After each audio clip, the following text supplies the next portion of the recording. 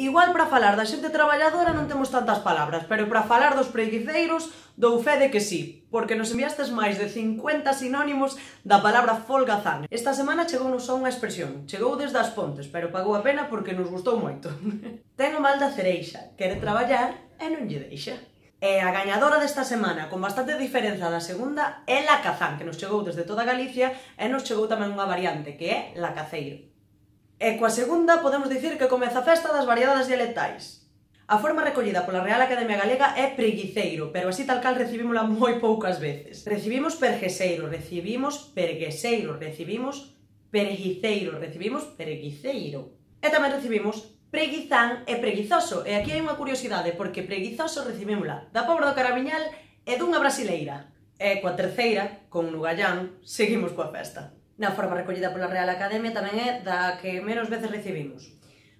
Nogallán, nogallao, nojalla, nojallán, nugallao, nugañán ou nujallán. No alto da listaxe temos palanquín, que debe ser unha das veces que máis delimitada ten a zona de uso. Quitando algunha excepción, palanquín utilízase sobre todo no Salnés e no Barbanza. Outra das que máis nos enviastes, un básico, vago. E tamén vaganza, vagoneta, vagonetas, vaguetas. Tamén folgazán, aínda que recibimos máis folgazán e folgazán que folgazán en sí.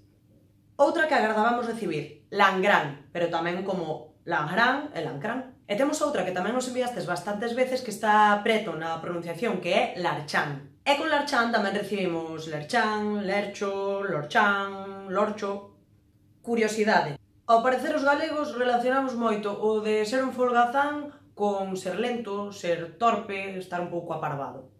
E así nos lo indican algunhas das palabras que nos enviastes, como por exemplo alpabarda, ou cesto, ou mostrengo, que a correcta é mostrenco, ou papón, ou xostra, que a palabra axostrado significa aparvado, pero ter xostra significa non ter ganas de traballar, entón por aí vai.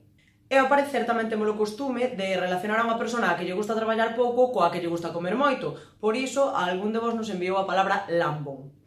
Chegáronos unhas cantas acepcións que non están recollidas con ese significado, pero que non quere dicir que sexan incorrectas. Queremos recalcar isto. Bacallau, cajarrías, can, que non consta como folgazán, pero ten outros 30 significados que se poden atribuir a unha persoa. Chirilascas, que é unha creación expresiva, jañán, pentella. E a que máis nos gustou, porque non coñecíamos esta voz, é vacatroia. Supoñemos que é unha palabra derivada de vaca, que é un animal que crea moitos sentidos figurados aplicables a unha persoa, e entre eles está precisamente folgazán. E para rematar, e para que ninguén se nos enfade ou calse ninguén, imos ler algunhas das acepcións que nos enviastes. Por exemplo, badanas, calaceiro, fopeiro, gandul, que a forma recomendada é gandulo, larpán, manguelo, un sensangue, badulaque, derreado, que non é o significado exactamente de folgazán, pero por aí vai. Galván, lacoeiro, lombeiro, maulas ou maula tamén. Beldreu, que a forma recomendada sería baldreu. Durmichón, que tampouco é o significado exacto, pero por aí lle anda. Gallofeiro, que é amigo da festa, e tamén relacionamos o de ser amigo da festa co de ser pouco traballador. Lampanquín, que a forma recomendada é lampantín. E loubán é un básico. Prea. E isto é todo, esta semana volveu a ser todo un éxito e xa nos estades poñendo un pouco nerviosos porque parece que temos que manter o nivel. Vos estade atentos a mañá a ver que palabriña vos sae e non dubidedes en responder. Moitas grazas. Chao!